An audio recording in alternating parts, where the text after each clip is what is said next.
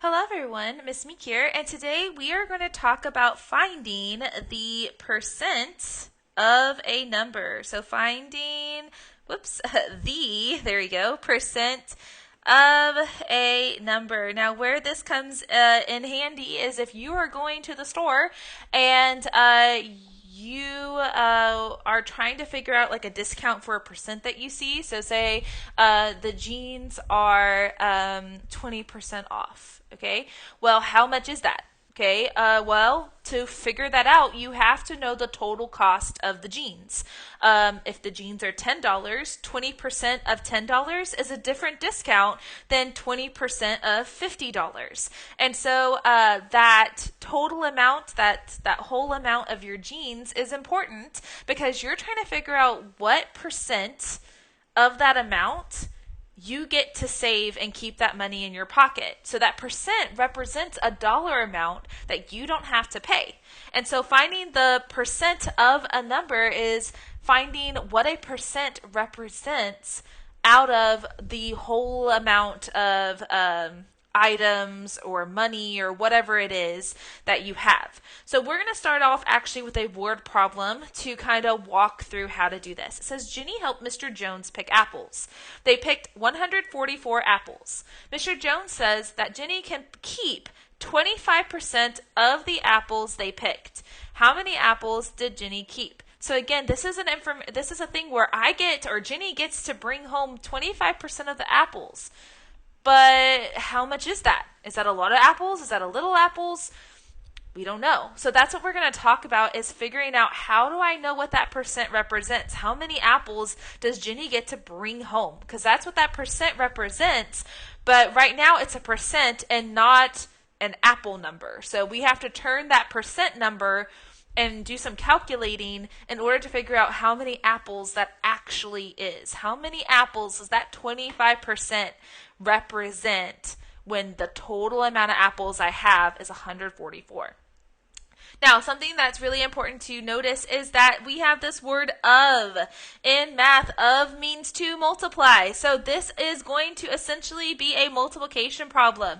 25% times the apples, which is 144. So what we're actually doing is we're going to be multiplying 25% times 144, and that is going to tell me how many apples Ginny gets to take home.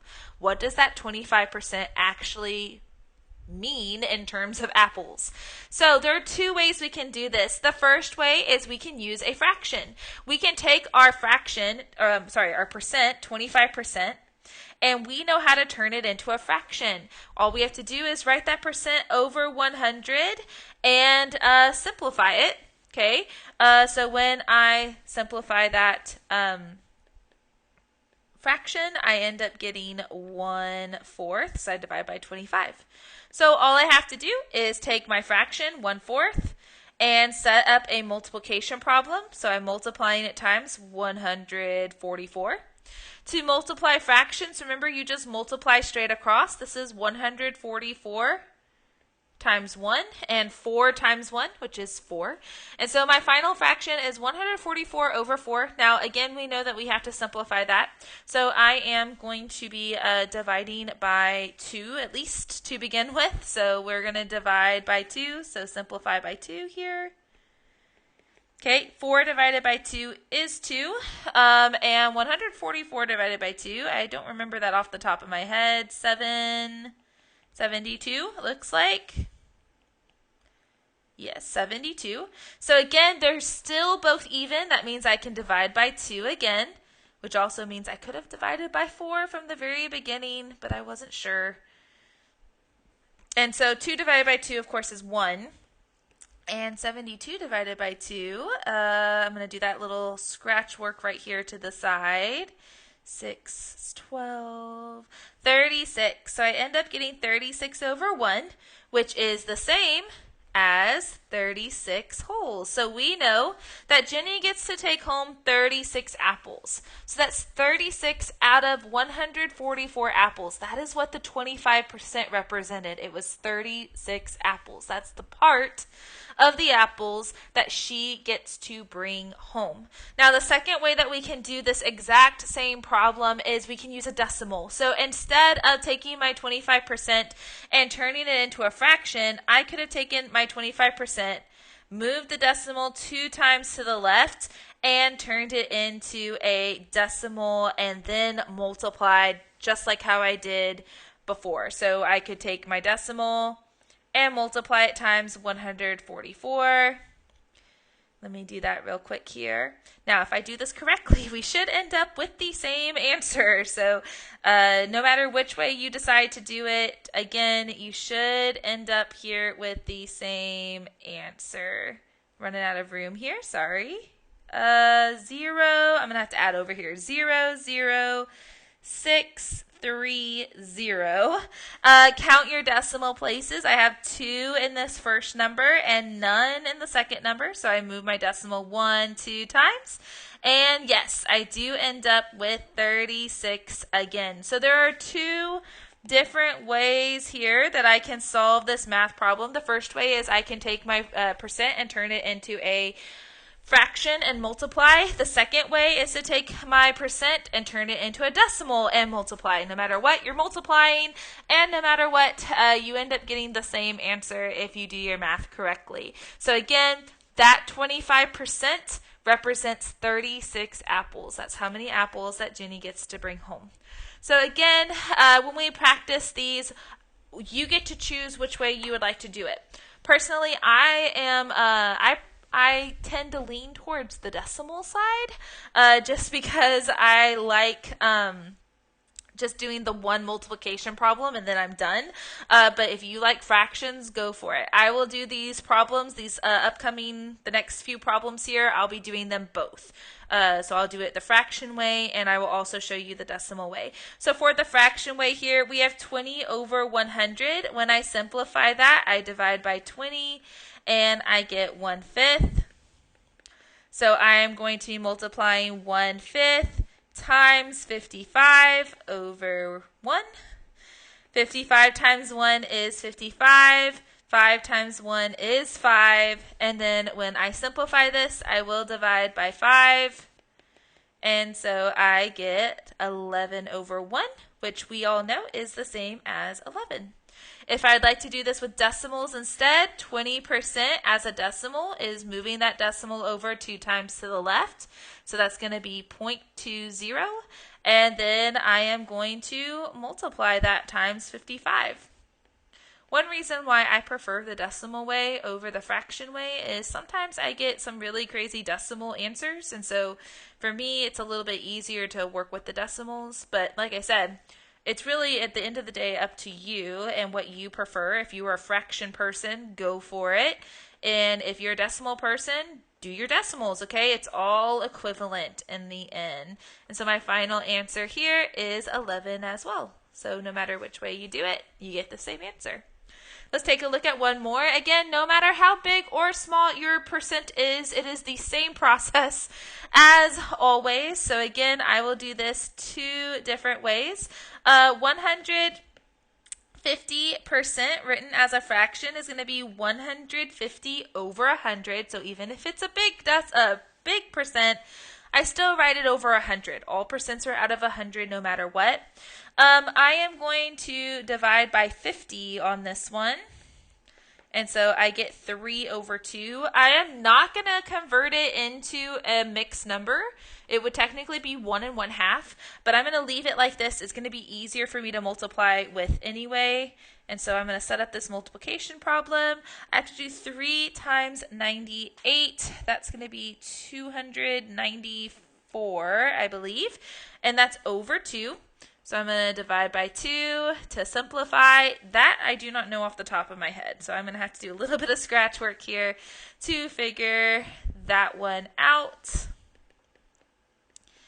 And I get 147 over 1. So my final answer is 147.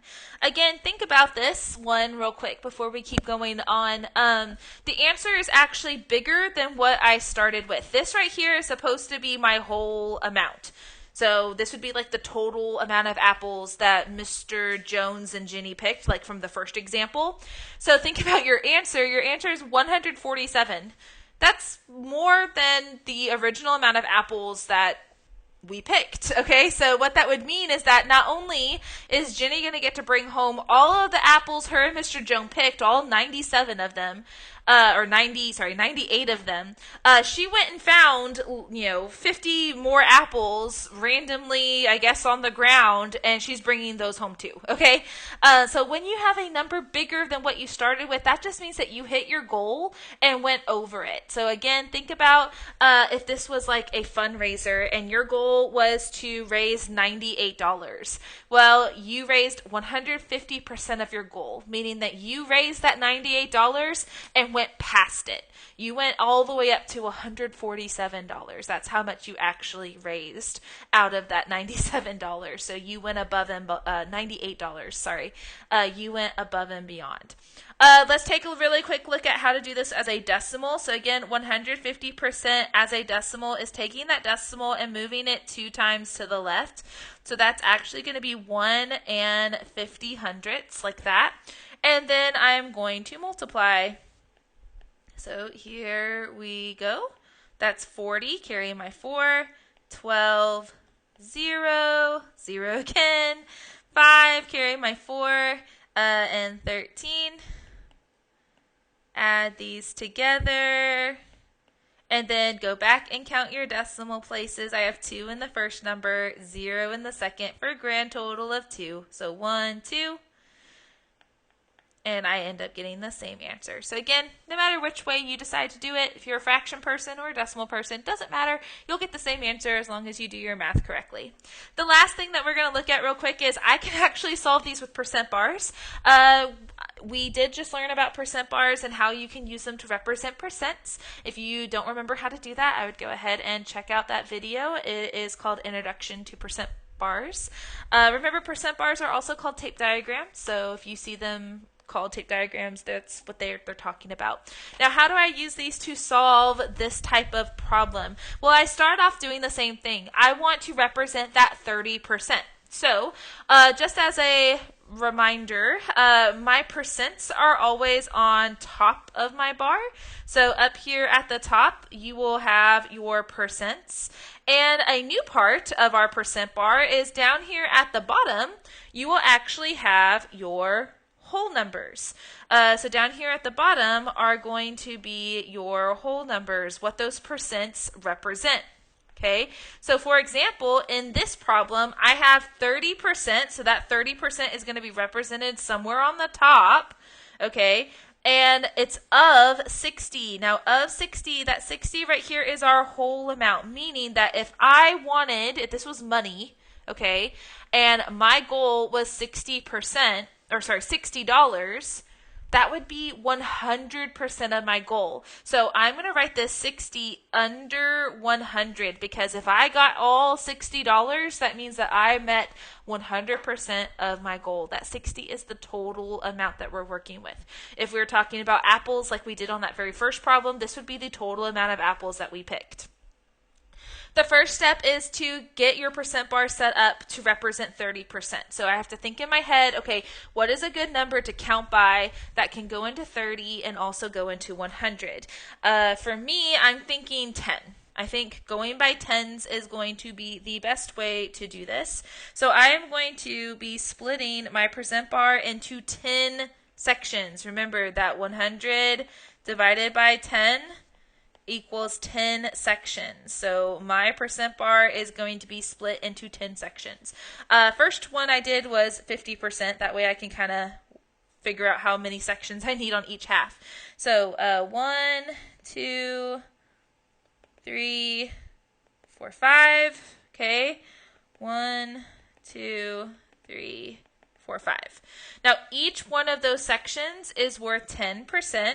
10 sections. Each one is going to be worth 10%, leading up to 100. Okay. Sorry, my percent signs are not wanting to. There we go. Draw there. So this is what my percent bar looks like. And again, we have 30% represented here. So you can go ahead and shade in that 30%. But that is not what the question's asking us to do. They're not asking us just to shade in 30% and then call it a day. They want us to use this percent bar to figure out how much does 30% represent. Well, if our whole amount, 60, is down here with 100%. That means down here below 0% is going to also be 0. Okay, so we have to figure out the bottom numbers. Like, what does each one of these represent? Well, what we have to do is we have to think about, okay, for the bottom, if I have 60 as my whole amount and I have each section, there's 10 sections here in this percent bar, I have to take 60 and divide it by the 10 sections. And what that's going to tell me is it's going to tell me how much each section is worth. So it's going to tell me how much each section is worth. Okay. And so 60 divided by 10 is 6. That means that this first section here is worth 6. And then I'm going to start counting by 6. So 6, 12, 18, 24, 30, 36, 42, 48, 54. My mind stopped working for a second there. All right. And so now we actually have the answer to our problem here in our tape diagram. They want to know how much is 30% of 60. Well, 30% is right here. And if I look down, it tells me it is worth 18. So our final answer here is 18. And so that is how I can use a percent bar to find a missing piece of information. It's kind of cool. It's like a little puzzle there that you can use to figure stuff out. All right, guys, I'm so sorry that this video is very, very long. Lots of information, lots of examples. Hopefully that it helps you figure out how to find the percent of a number. If you are confused about how tape diagrams work or how to turn fractions into fractions into percents and percents into decimals and all of that, please check out some of my other percent videos that go over those skills separately. All right, I will talk to you later. Bye.